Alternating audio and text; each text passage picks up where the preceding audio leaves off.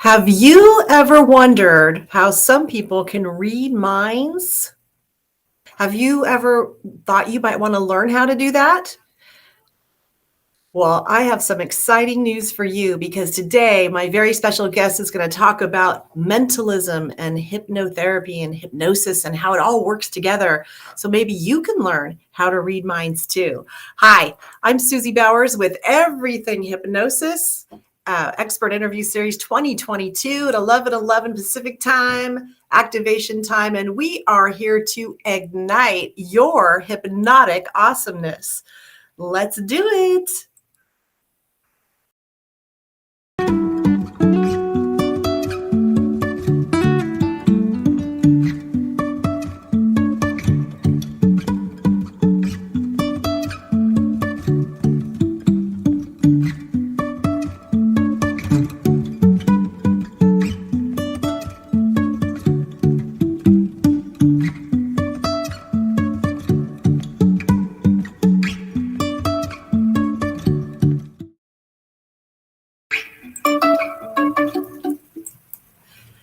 All righty, let's do this today. Oh, I'm so excited. It's a wonderful Wednesday, and we have so much fun, as always, on every Wednesday at 11:11, Everything Hypnosis with Susie Bowers.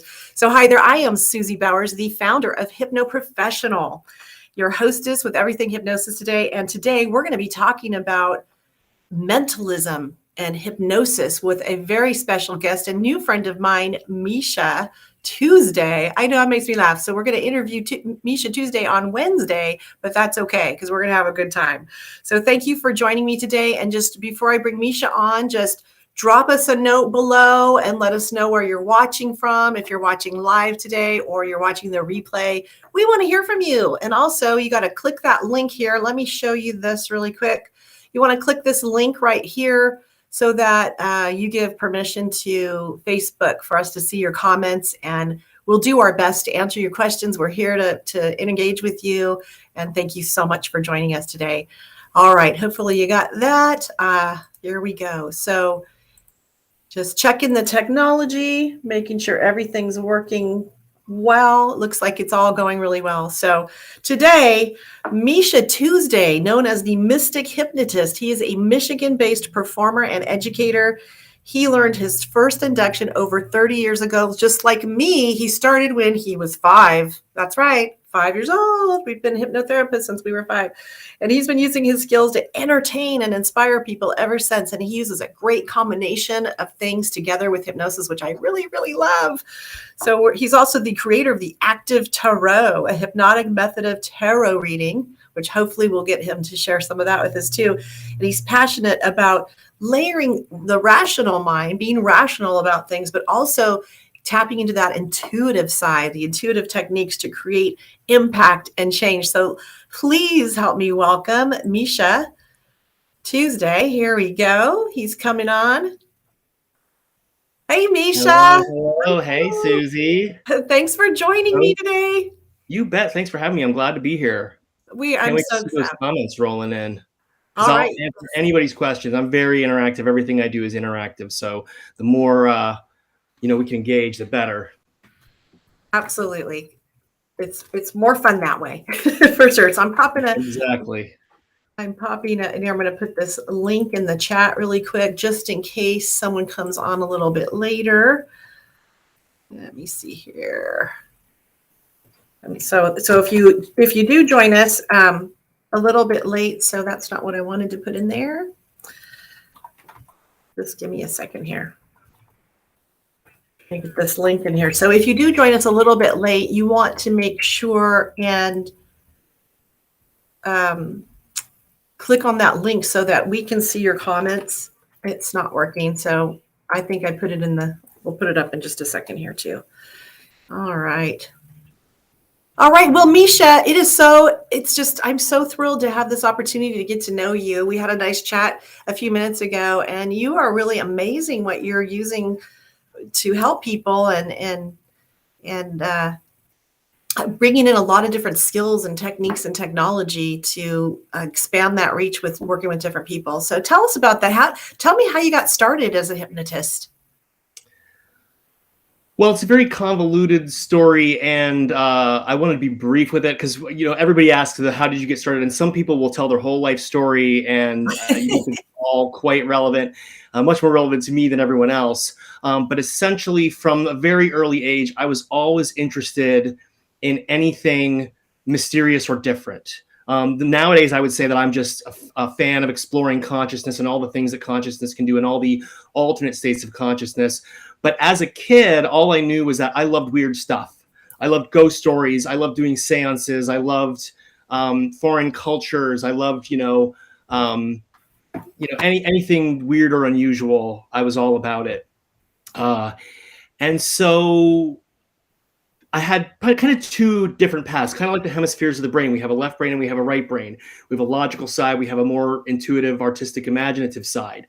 And a lot of people pick one. A lot of people are a very logical person all the time, and they want to debunk anything that smells of woo. And then there are people who are very much, I'm an artist, I'm a free spirit, I'm a spiritual person, and they don't really want to pay attention to the logical reasons why what they're doing may not be accurate. And I think people get hung up on that. Having to choose a side. And for a long time, I went back and forth. I have to be scientific, I have to be logical, but then I'll get very interested in a spiritual pursuit and want to throw myself into it. So I thought I had to choose. For a really long time in my life, I thought I had to choose one. Even to the degree that I started in hypnosis, which came out of this process of exploring, because I would explore things like meditation and yoga, but then I also was very interested in stage magic and sleight of hand, and the debunking kind of side of it. Like, well, what can I say rationally about these spiritual practices that makes them seem not real? And I got caught up into the dichotomy of it. But eventually, I realized that they're not really incompatible. They're different ways of looking at the world. They're different frames, and we don't really know what the truth of the universe is. And I believe personally that anyone who tells you they have it all figured out and they know the facts, I don't care what guru they are, or if they're the Dalai Lama, if they say they have it all figured out, they're trying to sell you something. We are all exploring. We are all dealing with the sense data that we have available, which is certainly not all the data that exists. So you have to make a choice on your frame. And I chose to embrace both, because I am by nature a very material, rational, skeptical minded person, but I also have a passion for all of this weirdness, altered states of consciousness, meditation, even magic. I've done a lot of stuff in the magic and manifesting realm as well. And the biggest challenge with it is figuring out an explanation that you can tell yourself that makes it all okay. Which I realize that I'm not answering your question, because you asked me how I got started in hypnosis. We'll get back to it. Everything is related in the realm of consciousness. Everything is related. So as that is the background, I started doing, stage magic at a very young age, sleight of hand. The ball's under this cup, now it's under this cup. The rings are separate, now they're linked together, they're solid. And in that pursuit, you see a lot of mentalism, hypnosis in magic shops.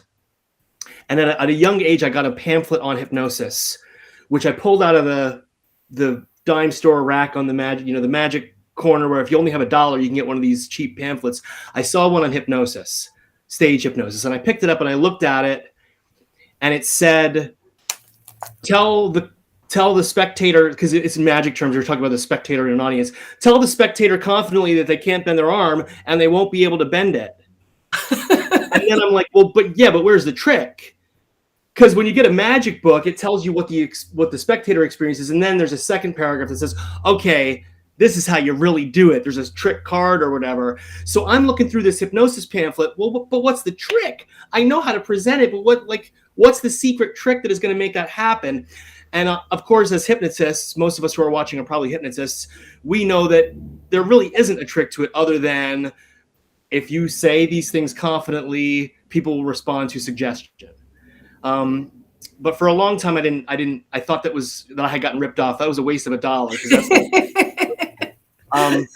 But how I came back to it, I find the story of how I came back to it really much more fascinating, because I started listening to Mike Mandel's podcast, Brain Software. Well, Mike's amazing. He's great. He did the keynote at HypnoThoughts Live 2 years ago, and I it was there. blew my mind. That man is a walking encyclopedia. I was just wearing my T-shirt yesterday. They gave they gave out T-shirts.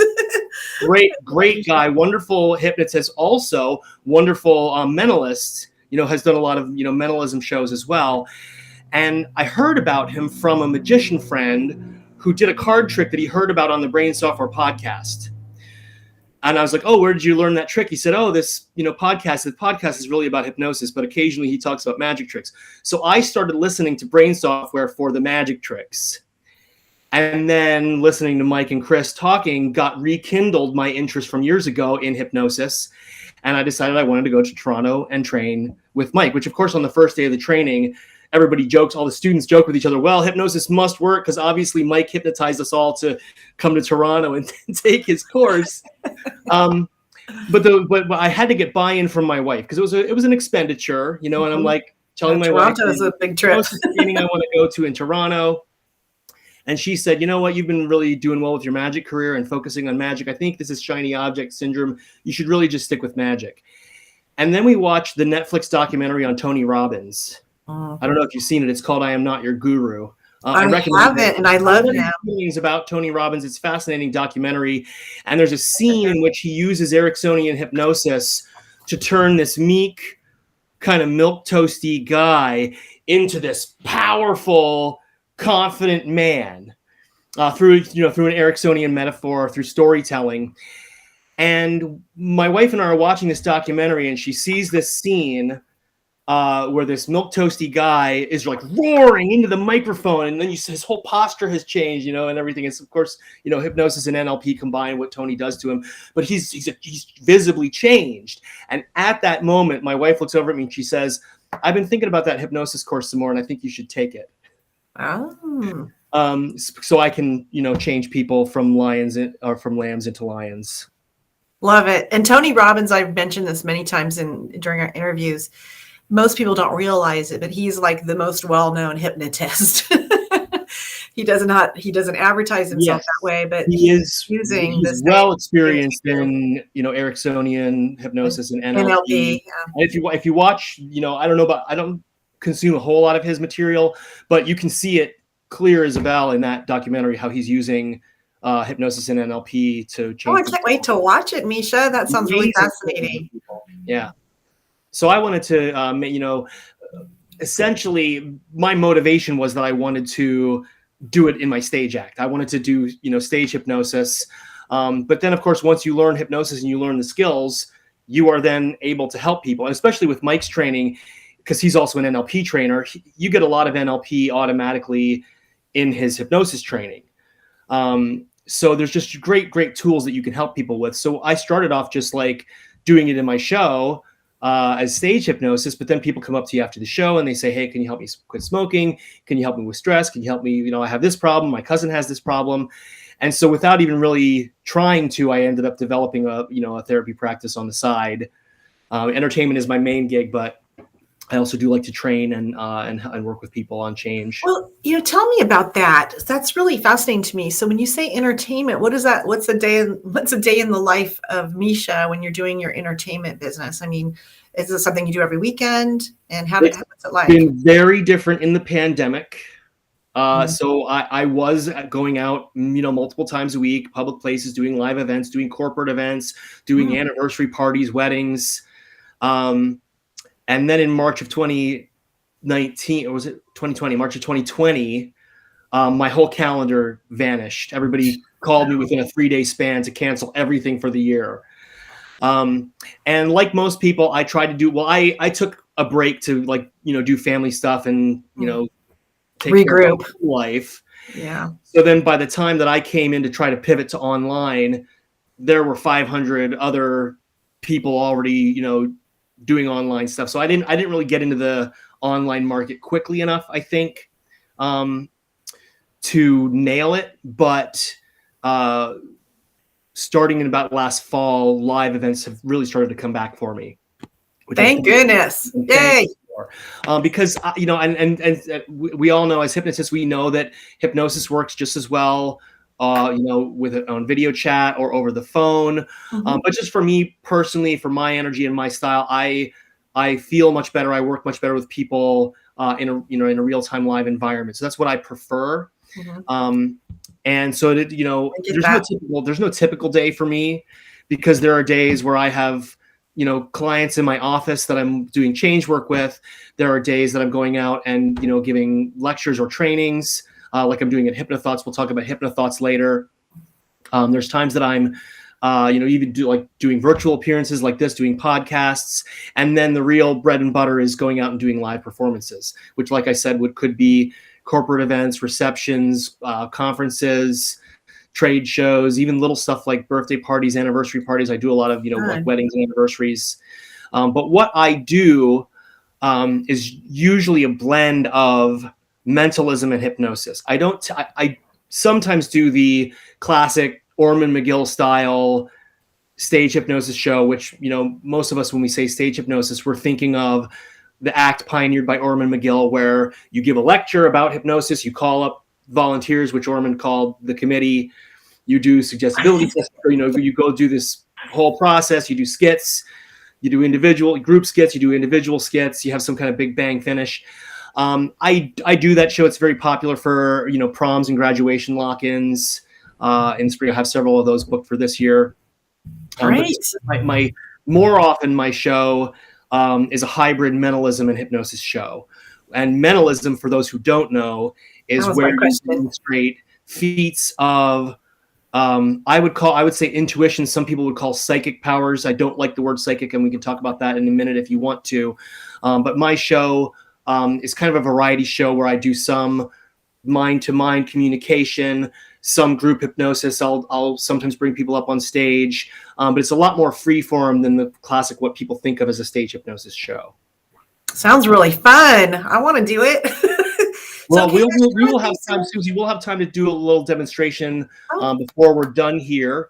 And I will, as we talked earlier about doing a group session, which I'm willing to do with anybody who's watching now or watching the replay. And I have something we'll talk about that is perfect for that situation where there's people watching now and people who are going to watch later. It will be great. But just to circle back to why I don't like the word psychic. For one thing, it carries so many expectations.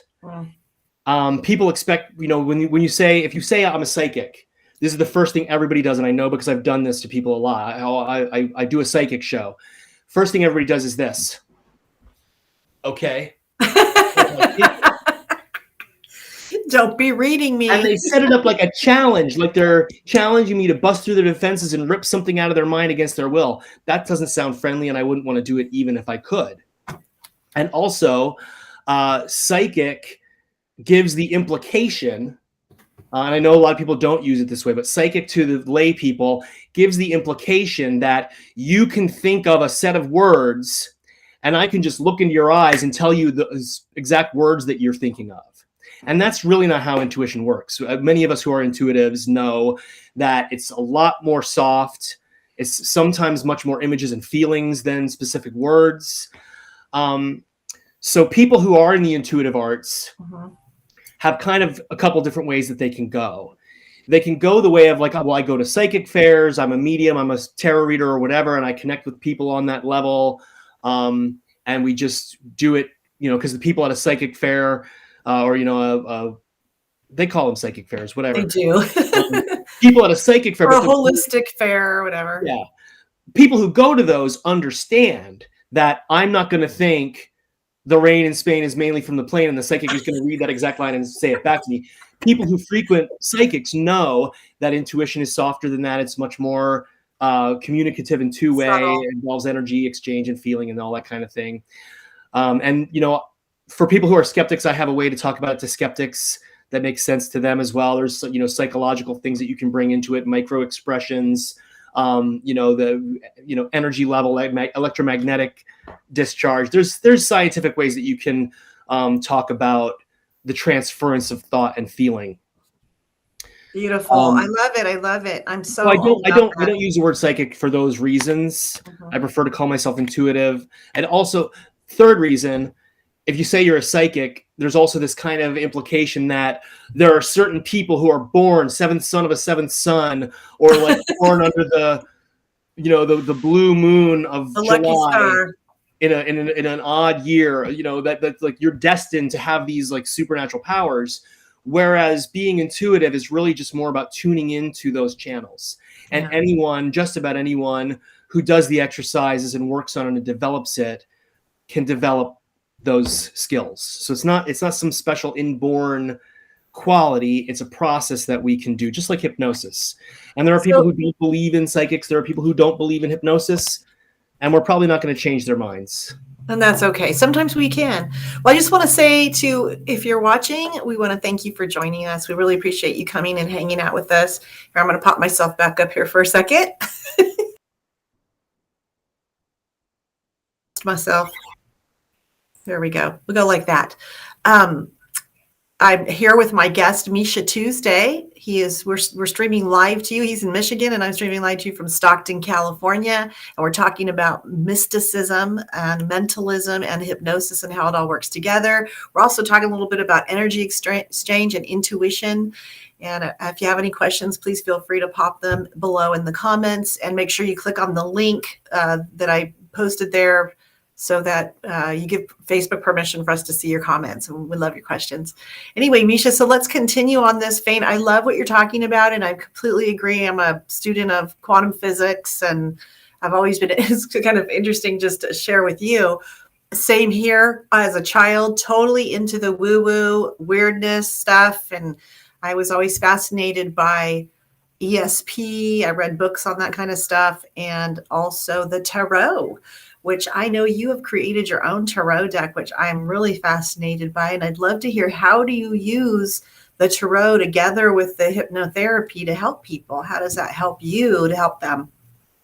Well, just to clarify, Susie, I developed the Active Tarot system, which is a methodology, not a specific deck.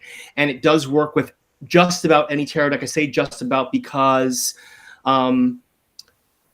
tarot decks are mostly pretty similar in structure. You have the four suits, and then you have the major arcana cards, which are the big mystery cards. And then the four suits are the four elements: fire for passion, water for emotion, swords for mind and mental processes and conflict, and earth for material, money, resources, possessions, and that sort of thing. So I didn't design my own deck yet, but I do have a methodology that I use with them.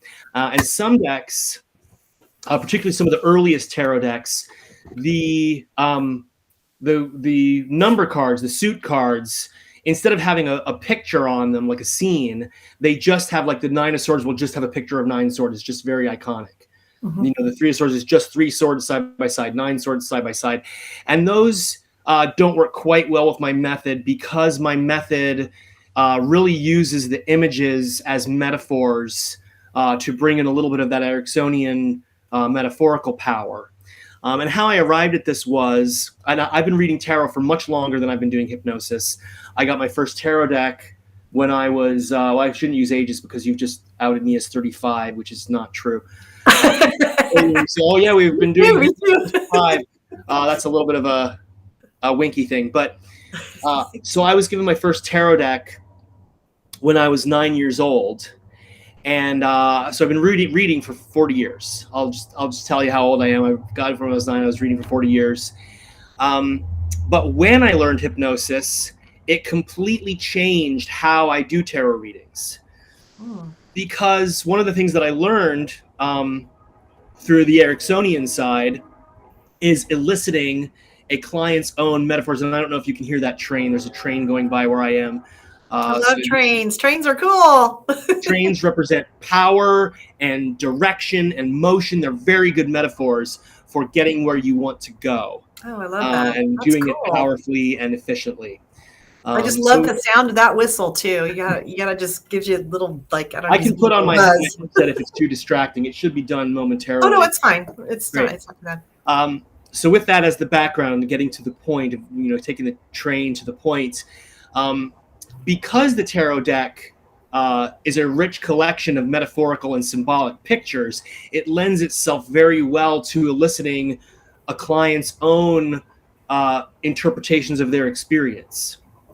So one of the things that I do, and I would recommend this to anybody who already does tarot. If you're not already doing this, here's one little tip from my active tarot method: is before you talk about a card, any card, before you talk about the traditional meaning or whatever you're going to say about the card, ask the client what they see, what they notice.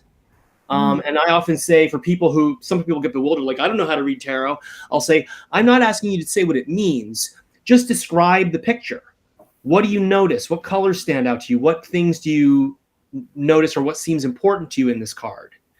And so by doing that, they will give you so much material to work with. They'll tell you, like, oh, I noticed this guy looks angry and he's shaking this fish because he didn't earn enough fish today. Well, maybe this is a card where it's a merchant who's selling fish, and all the tarot readers know that, this is about, starting a new venture or something. But if you have that metaphor from the client, you can tie some of that in. Maybe everybody else doesn't think that guy is angry, but if this person that you're working with right now thinks that person is angry, then there's some anger issues with them that we need to address. That's really, so powerful. Even more so than if you just directly ask somebody. We all know, we've all had the situation where a client sits down with you and you say the magic question, as Mike calls it, I don't know who else calls it this, but the magic question, what do you want? And people stare at you like a deer in the headlights. They don't know what they want. I guess I want more money. I guess I want to be happy. Happy how? How do you want to earn your living? Like, people have not thought about this. But if you give them a symbolic picture and ask them to describe it, you will get way more material. I shouldn't not clean language, but you'll get at least as much information as you'll get from clean language and asking them directly about things. Very interesting. Never thought of that.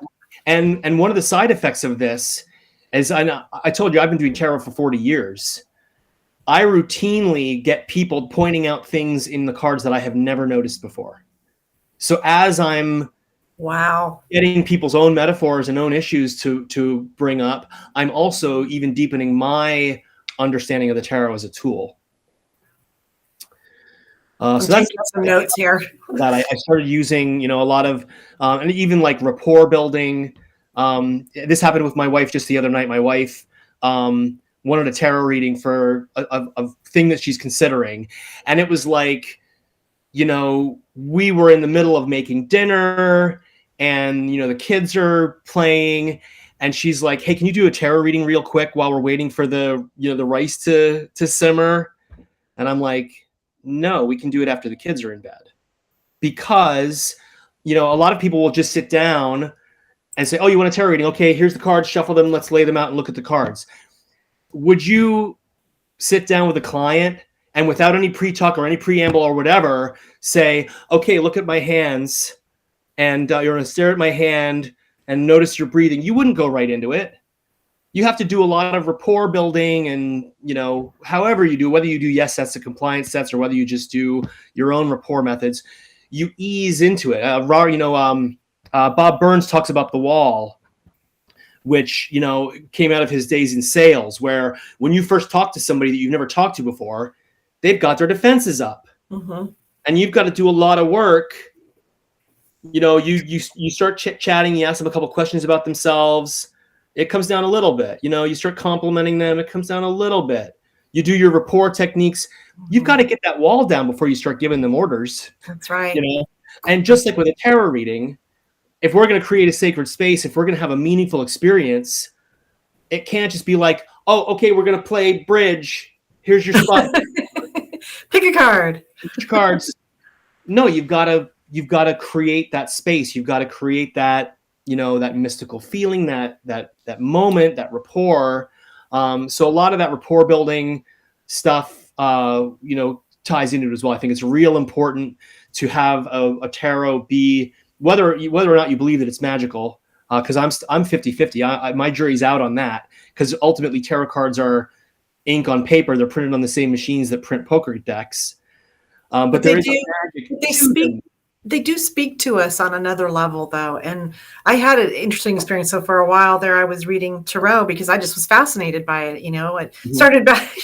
This will give me my true age. So back when I was a kid, and Live and Let Die came out. Remember the movie? James Bond. Jane Seymour was reading the cards. Oh, I was hooked. I'm like, where do I get me some of them cards? I And have I'm a that little deck, bit of and a deck junkie, but I got to a point where I didn't need the tarot anymore. I could actually get a regular deck of cards and I could read them. Mhm. But they speak to us on so many different levels. It's like art. When you look at art, it speaks to different people differently and so many different Mhm. levels. So I And, absolutely and love there's a it. and there's honestly there's a lot of ways in which that works, because in addition to giving you a rich library of metaphors, it also gives you a focus outside of you, outside of me. So Mhm. it's not just me telling you what's up with your life and what you should do about it. It's, well, we have these cards, we have this built-in authority because it has this rich tradition. There's a lot, multiple levels on which tarot works. It really engages the subconscious in a different way. And I Mhm. try to tell that to people. They think it's all weird and mystical, but the truth is it's just a way to access your subconscious, and it's amazing.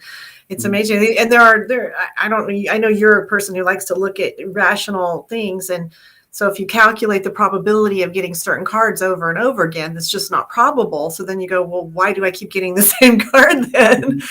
out of 72 cards? It's definitely something going on there, which is really cool.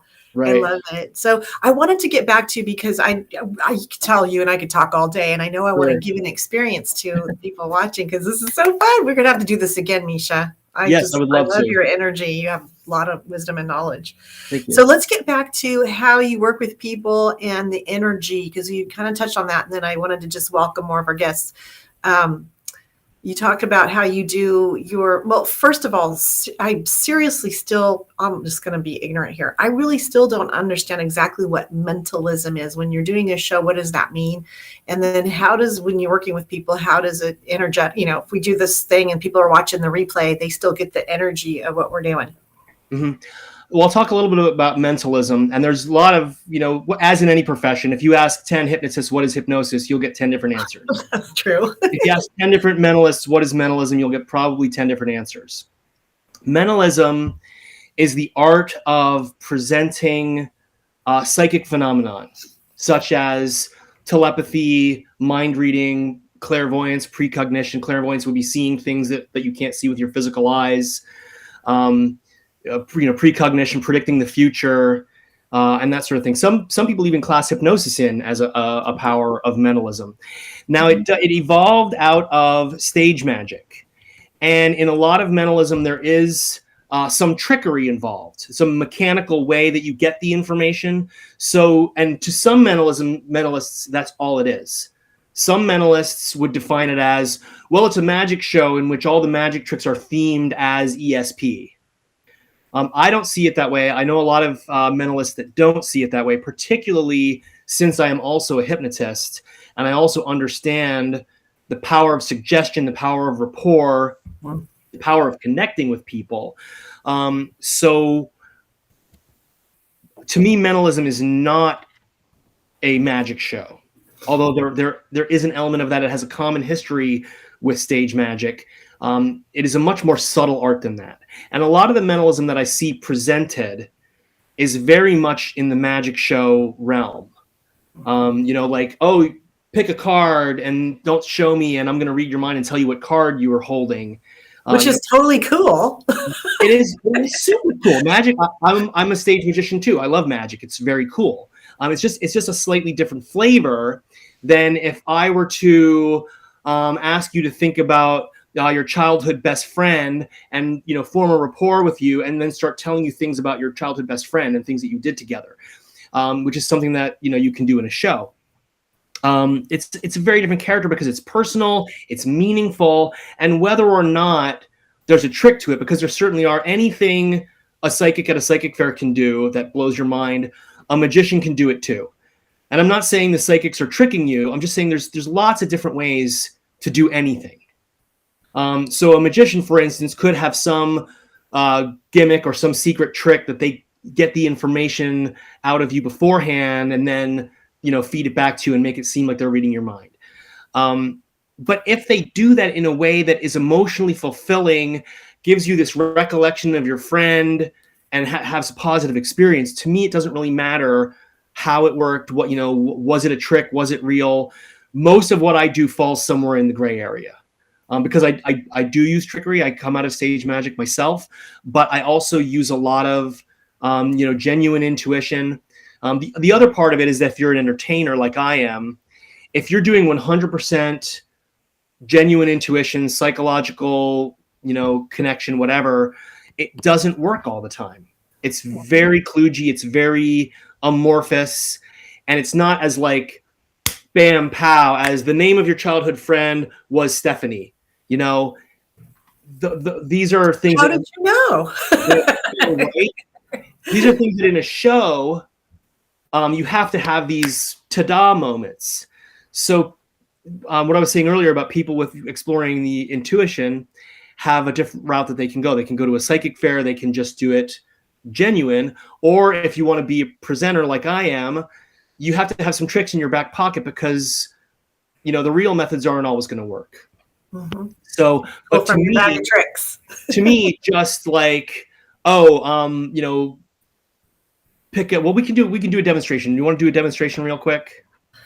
Yes, you know what? I do want to do a demonstration, but you know what I was thinking before we do that, and we'll kind of end up with that. Let's finish off with that, but let's talk about Hypno Thoughts Live, because great.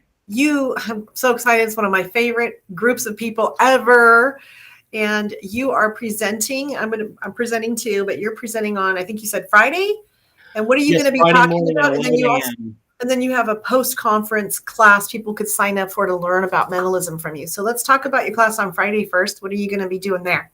Sure. On Friday at 11 a.m., I'm doing a 1-hour talk called How Mentalism Can Help Hypnotists. And that's really to bring in the more subtle side of mentalism. Because like I said, a lot of the mentalism I see presented in the community is really kind of the magic trick style. Roll the die out of my vision and I'll tell you what number you rolled, or pick a card and I'm going to tell you what card. But that's not really useful in a therapy room. But there are principles of mentalism that I will go into greater detail in my workshop and at my talk that are very useful in working with a person, in working with a client for change. So my 11 a.m. Friday talk is how mentalism can help hypnotists. I teach a little bit of the principles that can be used by therapists. That isn't pick a card and I'll tell you what it is. That's not useful. But if you can have a connection with someone and tell them things that that you had no way of knowing to their point of view, it boosts your authority. It boosts their wow factor. It will make the hypnosis more effective because they're having an amazing experience. And if people come to a hypnotherapist, they kind of want that wow factor. They kind of want to have an amazing experience. So part of the stuff of mentalism is being able to give people that wow experience, that amazing, something otherworldly is going on. Which really helps them. Really happening. It helps elevate and magnify their belief, which is very powerful for them to make change. Right. I see frequently in forums hypnotists getting in arguments about, what you should tell a client about hypnosis because, well, that's not true. And I'm like, well, if it's going to help them, does it matter if it's true? We've all done this. Your finger's going to feel magnetic. They're going to go together. I see a lot of hypnotists now outright explaining, well, this is the tendons in your arm, your hands getting tired. It's not real. Why are you explaining it away? Why are you explaining away? You're getting a person who's never need to know before, and you're making their fingers go together. They're like, you're a freaking wizard, and you're going to say, oh, that's just a trick. It wasn't real. No, I mean, lean into it. Yeah, now those fingers are going to get locked together. Build on that. It doesn't matter to me so much. I think people get way too hung up, and this is a whole other hour we could talk about, truth and useful and how you frame facts. Well, I bring in very hung up on, I have to tell a client 100% of the facts that I know about hypnosis. You don't. They don't need to know. You So can. I bring in muscle testing into my sessions, Mhm. which is very powerful. Mhm. It's a big belief changer, and the power of the subconscious. And so I bring that in, and it is real. Yeah, It give is people an real, experience. The more phenomenon you can bring into your session, the more it's going to stick. and it's You fun. know? And it's Yeah. fun. And So like you said, giving them a wow experience so that they really feel that some profound change has happened. I love right. the way you explain this. You are really good at explaining this stuff so that Thank you. even someone So like me, I can understand it. great. I will explain that more in depth on Friday at 11 a.m. at And HypnoThoughts. Hypnothoughts And Live. then the deep dive, if you want to get really into it, my one-day post-conference on Monday, August 1st is called Mentalism Mastery. Ooh, And that's cool. where I really expand on. It's a full day. You will learn, a lot of the tricks behind the process, but also how to use them to give people that wow factor and to really make your hypnosis much more powerful. I love it. The wow factor. I love it. Because Awesome. in the debates between, is hypnosis real? Is hypnosis not real? We've all seen this debate. I like to say that hypnosis is a lie that becomes true in the telling. That's beautiful. I gotta write that down too. Dr. Shelley always says everything is hypnosis. So this is the name of my show, Everything Hypnosis. Right on. Everything is hypnosis. So say that to me again. Hypnosis is a lie that becomes true in the telling. Just like that pamphlet I got at the magic shop for $1. Tell the spectator that they can't bend their arm. Well, that's not true. I know they can bend their arm. But if I say it confidently and they believe in my powers, their arm won't bend. We've all seen it happen, The So power it of belief. starts out, being It's funny that you use that as an example. It starts out being a trick, but it becomes real by their own process, which is another one that I dislike is when people say all hypnosis is self-hypnosis. Yes, we know that hypnosis works because of the way the mind functions. But when you say that to people who aren't hypnotists, oh, all hypnosis is self-hypnosis. Well, then what are you doing? What are you doing? If all hypnosis is self-hypnosis, what are you doing here? Just give me a book on self-hypnosis. It'll be the same, right? It No, won't be not the same. really. You can do a lot, and I'm sure most of us have done a lot with self-hypnosis. And if you're not doing self-hypnosis, what are you waiting for? If you're a hypnotist who isn't working on yourself, get on that. But all hypnosis is not self-hypnosis because there are things that you need to lead a person into, things that they don't believe that they are capable of, that by showing them a dime store trick, you can make them believe in themselves. And if that's not magic, I don't know what is. That is magic. It is Real magical. magic. Absolutely. I actually helped a lady. It's funny you're using that example of, the arm not being able to bend the arm, but I actually worked with a client years ago. She had knee surgery and could not straighten her leg. And she went for months just hobbling around on her bent knee and was just frustrated, and finally came to see me, and amazing how we got her leg to go back to normal. And she's great. She's a good friend. She's been a good friend, actually. So that is the power of our mind, our belief in what we can do. She had the belief she couldn't straighten her leg, and when we dispelled that belief, the leg straightened right out. So it could work in reverse. Very cool. Misha, let's do our experience because we don't want to miss out on that. We're having so much fun. We're wrap it up soon. This hour just goes by so fast. Oh, first, but before we do that, if you're interested in working with Misha, I've put his information here on the lower thirds, the little ticker tape. You can go to htlive.net and enroll in his class, or join us at HypnoThoughts Live and get a whole weekend full of goodness, hypnotic goodness, all sorts of amazing experts just like Misha that are going to be teaching classes all day, Friday, Saturday, Sunday. And then there's a lot of great pre-conference and post-conference certifications and paid investment classes like Misha's on Monday, which sounds amazing. And you can also visit Misha at MishaTuesday.com if you want to check out his website. And I encourage you to do so. And join us in Las Vegas, baby, at the Orleans. Woohoo! I can't wait. I'm so excited, except it's always so hot. Well, we spend most of the time in the hotel anyway, so it's air That's conditioning. true. It's so fun though. Who cares if it's hot? Hypnothoughts is the best. I never want to miss another one. Absolutely. Okay, so let's do, I'm going to take your name down here so we can see your whole face. Okay. So let's do this. Then we'll begin by changing gears a bit, and I'll explain what we're going to do before we do it. This is what I call the 4-dimensional energy share. And I call it 4-dimensional because it extends through time as well as space. The basic idea of an energy share, some of you may be Reiki practitioners or otherwise light workers. The basic concept of an energy share is that you get a group of people together. We all put a little bit of energy into the pool to make a big pool, and it gets everybody all amped up and energized. So when I started doing Facebook Lives, when the pandemic hit and I was like, oh, I got to switch to online, I came up with this method because similar to what's happening now, there will be people watching this live, and there will also be people watching the replay. How do we engage a group if they're not here now? Well, we do it through the 4-dimensional energy share, because those of us who are here now watching will pool our energy, create a 4-dimensional harmonic structure, which I will describe. It's easy. You don't need to know any technical information. We'll just all do it together. But we create this structure that has a time element to it as well, such that when people come back and watch the replay, they can still connect to it. And not only do they get the same boost, but everybody who's here now then gets another boost.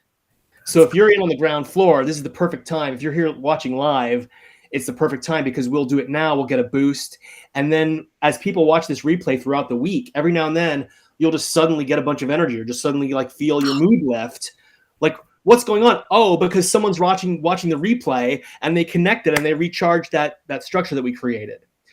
So if that's a big whoosh is what it is. Yeah, let's trademark. Let's put the whoosh logo on it.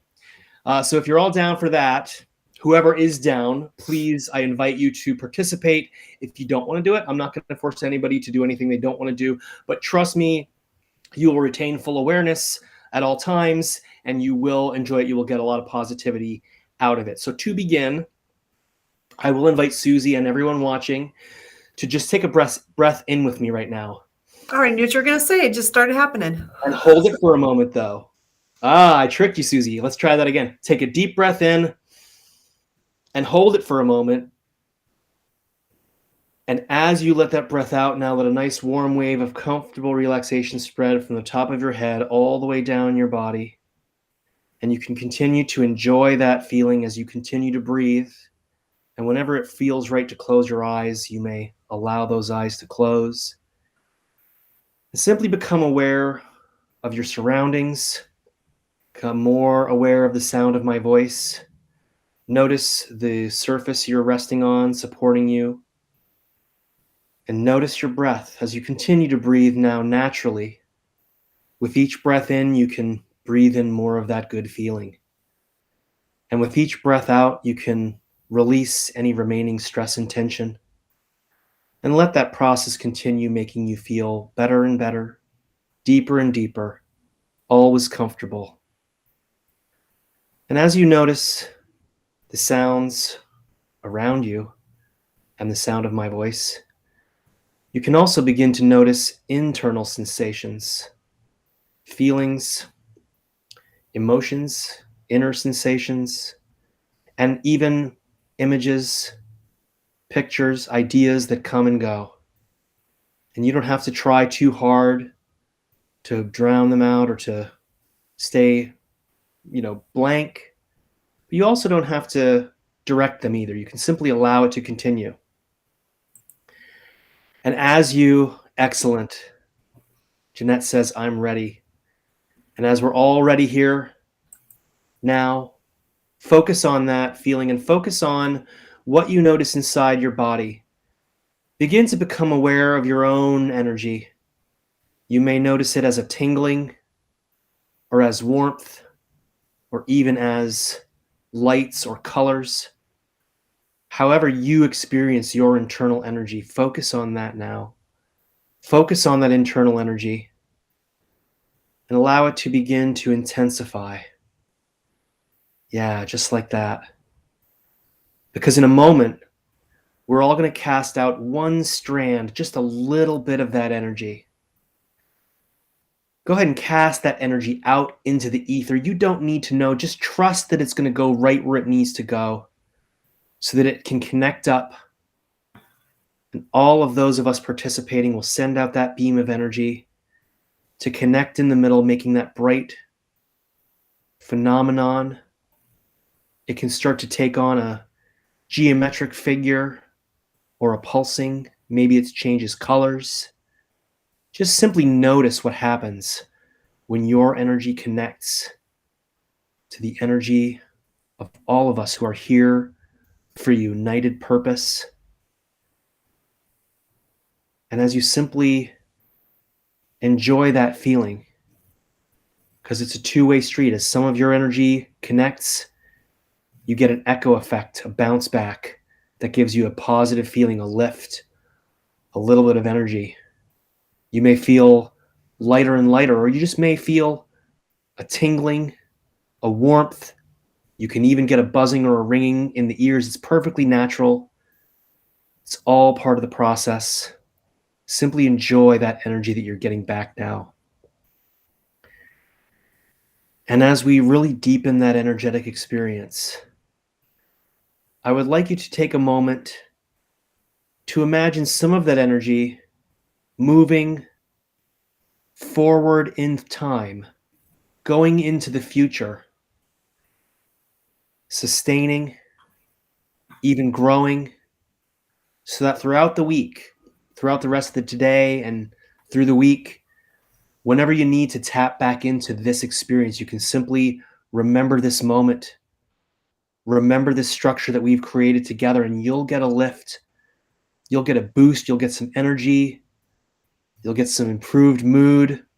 Whenever you need to, you can simply close your eyes, take that nice deep breath, and as you breathe out, you'll just feel that energy coming right back to you.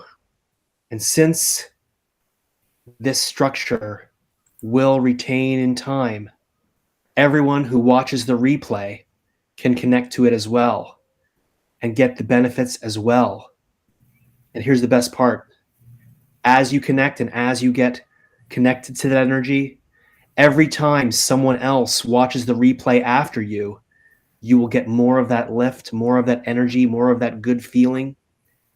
So throughout the week, as you notice yourself getting happy for no reason, feeling giddy, feeling energized, feeling awake when you need it, feeling relaxed and sleepy when you need that, it's because people are connecting to the replay, adding more and more to this four-dimensional energy share so that we all get more than the sum of its parts. And I'll allow you now to allow that experience to fade into the background, always there, but fading into the background of awareness where you can call on it when it's needed. And on the count of three, we'll all have our eyes wide open, feeling refreshed, revitalized, and notice how good you feel. 1, coming back to the surface. 2, to the here and now. And 3, eyes open, wide awake, feeling excellent. How do you feel, Susie? I feel so good. I started to feel tingling on my hair, like someone was touching me. It was so cool. A lot of people report tingling in this. I've had psychokinetic phenomenon happen. If anybody at home notices any, a pen fell off of your desk while you were doing it, or something happened, we do get phenomenon from time to time when we do this as well. So don't be alarmed if it happens. Jeanette says, I feel relaxed. It's a wonderful feeling being relaxed, a perfectly natural state of being. We tend to carry around a lot more stress, tension, and anxiety that we need to. Of course, we all know that there's times where that tense energy is necessary to get something done. But once it's done, you can just let that flow on down the river and connect back to this good feeling that we created together. And thank you so much, everyone who participated. And thank you to Susie Thank for you, having me. Misha. That was amazing. Absolutely amazing. I loved it. And I appreciate you taking the time to do that for all of us. And I completely agree with you. Once the energy's there, energy just never goes away. So you can tap into it whenever you want. I'm Hi, buzzing right Dennis. Hi, Dennis. Thanks for joining us. I got a local hypnotherapist, Dennis. He's joining us too today. now. Hi, Dennis. Glad to have you here. So that is amazing. And thank you for giving us that wonderful experience. And the energy is just always there for you whenever you need it. I know there was something else I was going to share with you. Oh, well, it'll come to me later. I'll have to call you later. Yeah, pop in the comments or send me a message. I'm sure we'll be seeing more. Well, we're going to see each other at HypnoThoughts. I know. I can't wait. Oh my gosh, we're gonna have so much fun. Oh, I know what I was gonna say. I was gonna reflect back to Johnette. This is a good space to get into when you want to accomplish a lot in your work, because you actually will accomplish more when you're relaxed, and it helps you get more focused. So I try to do that every day, and then I can focus easier. Great idea to take a time out every day and just do this. Just do this for 5 minutes, even 2 minutes, is just connecting with that light and energy. Put you in a whole different way to achieve what you want to achieve, even if it's just nothing. He was nothing. So just to recap here with Misha, if you would like to find out more about his class, both the conference class, which is on Friday at HypnoThoughts Live, the information's right here. You can sign up for htlive.net and actually enroll in the whole weekend and join us. It's a blast. You'll learn so much that will apply to your life in many positive ways, whether you're a hypnotherapist or not. And then Misha's got a class that he's doing after the conference on Monday, August 1st. And it's all day, and he's going to teach you about mentalism and all these amazing good things. So Mentalism Mastery is the name of that course. So hopefully you can join us there. And thank you, Misha. Appreciate you being here. And I want to thank all of our guests for joining us. And we'll see you soon, Misha. Thanks, Susie. Take care. See you soon. You too. All righty. Okay, we're just going to finish up here for a minute. So just to recap what we were talking about today, so much good stuff. Oh my gosh, I'm so excited.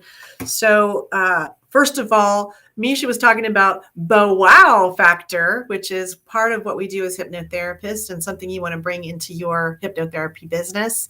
He also kind of touched on the fact that there are so many opportunities to create a beautiful living for yourself, helping other people as a hypnotherapist, whether it's doing mentalism or you're doing shows or out there educating people about the power of their mind and helping them make breakthroughs in their life, or working in an office like I do. There's so much opportunity right now to get involved and to help people. And if you want to find out more about that, please message me or drop me a note below, and I will get back to you and private message you. Also, if you want to find out more about HypnoProfessional, let me know. So I created HypnoProfessional out of California Hypnosis Center about 10 years ago so that I could help other entrepreneurs to create success online and offline in their hypnotherapy, coaching, holistic practitioner business. And I'm happy to help you with that. So it's been a just absolute honor and pleasure to be here today with you. And if you'd like to set up a quick call with me to find out what it might be like to work together, I'd love to hear from you. So a couple other things. So the tarot cards could actually help you engaging with your clients and creating a session with them. Mentalism can help in your hypnotherapy setting. And one of the things Misha said that I thought was so important is that building rapport with anyone, whether it's your client or your relative, a friend, people you're working with, your coworkers, building rapport with people is the key to successful relationships and accomplishing great things together, creating a good synergy and energy. So bye, Jeanette. See you later. Thanks for joining us. I really appreciate you all joining us, and I look forward to seeing you soon. Let's do it.